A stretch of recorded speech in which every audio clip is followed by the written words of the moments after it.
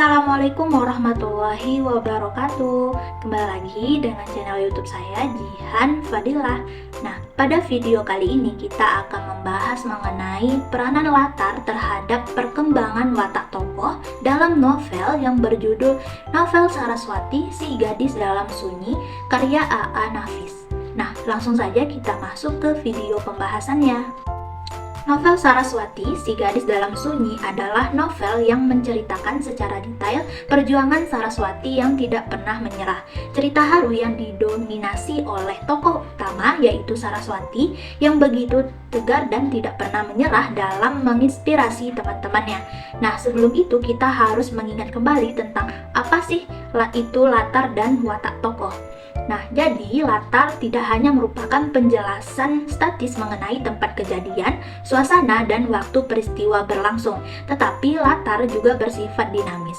Latar mampu mendorong dirinya masuk ke dalam tindakan, mempengaruhi peristiwa, dan sebaliknya. Sampai akhirnya, latar dapat mengangkat peran suatu karakter utama antara latar dan watak tokoh, mempunyai hubungan yang erat dan bersifat timbal balik.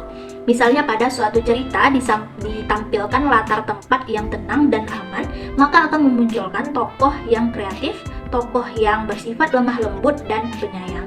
Sedangkan pengertian watak tokoh dibagi menjadi 3, yakni ada tokoh protagonis, yaitu tokoh yang bersifat baik, dan ada antagonis, yaitu tokoh yang bertentangan dengan protagonis dan tritagonis, dan terakhir tritagonis, yaitu sebagai tokoh penengah. Nah, itu tadi penjelasan saya mengenai latar dan watak tokoh. Dan langsung saja kita analisis peranan latar terhadap perkembangan watak tokoh di novel yang berjudul Saraswati Si Gadis Dalam Sunyi karya A.A. Nafis. Pada analisis ini kita akan menganalisis tokoh utama yaitu Saraswati. Nah, langsung saja kita masuk ke analisisnya. Pertama, kita masuk ke pengaruh latar terhadap watak Saraswati. Saraswati ialah seorang gadis yang mengalami kecacatan fisik semenjak lahir serta mengalami berbagai penderitaan hidup. Latar yang pertama yaitu di geladak kapal. Sebelum itu, mari kita baca kutipan berikut ini. Nah, dalam novel ini menggunakan latar cerita di Indonesia, khususnya di Jakarta, Bandung, Solo, Padang Panjang, serta perkampungan dan hutannya.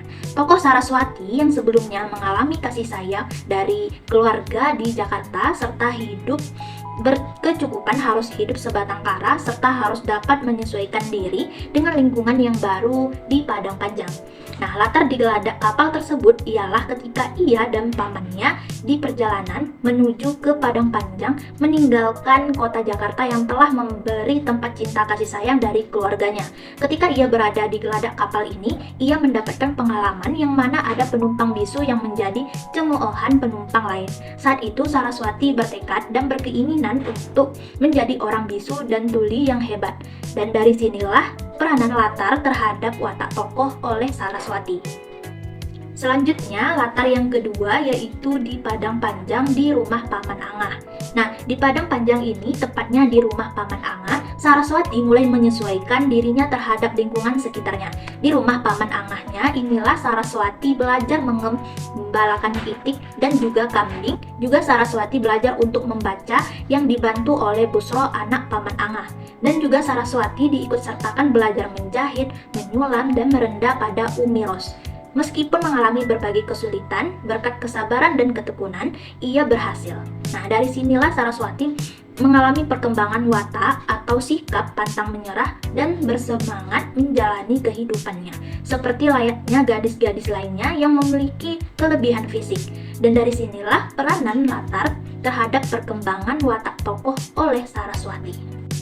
Baiklah teman-teman, itu tadi penjelasan saya mengenai peranan latar terhadap perkembangan watak tokoh dalam novel yang berjudul Saraswati Si Gadis Dalam Sunyi karya A.A. Nafis. Sampai jumpa di video selanjutnya. Assalamualaikum warahmatullahi wabarakatuh.